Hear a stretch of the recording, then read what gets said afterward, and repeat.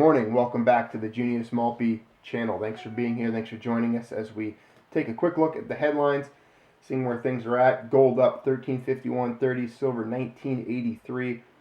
Silver, it retreated a little bit from that $20 mark, but still I was very surprised to see silver hitting that $20 mark. That's a huge psychological barrier and just a big benchmark for silver to hit, especially this summer.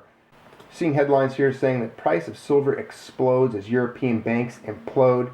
Ever since the Brexit, there's been some things taking place in Europe, and even last week we've seen some banks in Europe struggling, having a pretty difficult time. It's saying the silver's up more than 30% this year, making it one of the best performing investments of 2016.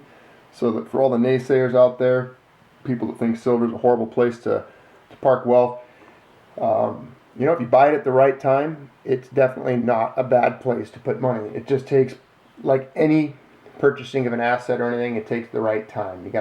Timing is everything. Again, some banks in Europe, the Italian bank, Banca Monte dei Paschi di Siena, down 14%. Move came after a report that the European Central Bank is pushing the lender to draft a new plan aimed at reducing non-performing loans. So we're seeing some things take place, especially in that European region, that point to further instability and further reasons to put a portion of one's wealth into precious metals. Now, aside from what's going on in the euro, aside what's going on with the Brexit, this kind of ties into the Brexit a little bit because it's mentioned in the article. Greenspan urging a return to the gold standard. I don't know if he's gone senile or what. We have covered Greenspan in the past. If any of you are familiar with this channel and have been here for any length of time, if you've explored the archives, some of the older videos, you'll see there's one in there titled Greenspan on Gold. And it's a speech, an actual letter, statements by Greenspan on the gold standard and the value of it. So he's kind of, it seems like in his old age, returning back to those roots. Reasons for that, I don't know. Do I trust him? I don't know. But let's see what he has to say here. Greenspan's simple solution to economic struggles: return to the gold standard. He notes that the economy performed successfully under the gold standard even before the Federal Reserve was created. Quote, now if we went back on the gold standard and we adhered to the actual structure of the gold standard as it exists, let's say prior to 1913, we'd be fine. Remember that the period 1870 to 1913 was one of the most aggressive periods economically that we've had in the United States, and that was a golden period of the gold standard. So he's got some reasoning there for returning to the gold standard, and he talks about the Brexit here, saying one positive note that he added about the Brexit is luckily the UK was not part of the monetary union, or else it would have been game over. And I think he's referring to if they were on the euro and there was no pound sterling, but England was instead part of the euro currency. So obviously that wasn't the case, and it didn't happen. So that makes things a little bit different as far as that game is concerned.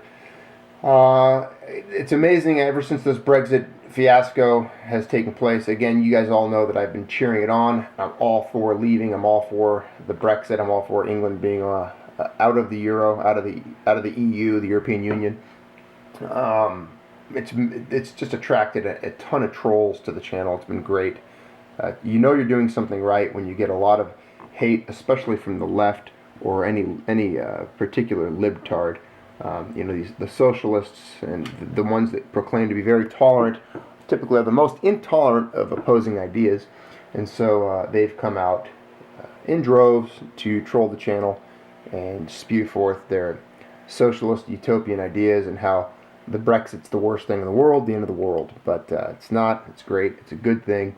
Hopefully the European Union is completely dismantled and shattered like a Ming vase on the floor of reality, and everyone can pick up their pieces and go home and be their own little country and manage their own little economies, and if you're not good at it, well, then you're just going to have problems, and you'll be a failed state and a basket case nation.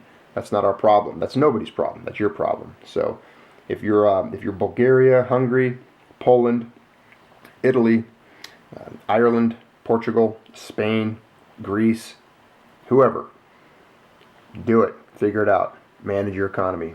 Be frugal. Be diligent. Work hard. And do what's right. And produce stuff. Manufacture. Export. Trade. And run your economy the way you should. And if you can't figure it out, look at countries like Germany or other countries that have it together and know what they're doing and are able to actually function. So get it done, function, break up the euro. Thanks for being part of the Junius Maltby channel. Thanks for viewing as usual, and have a great summer and good day.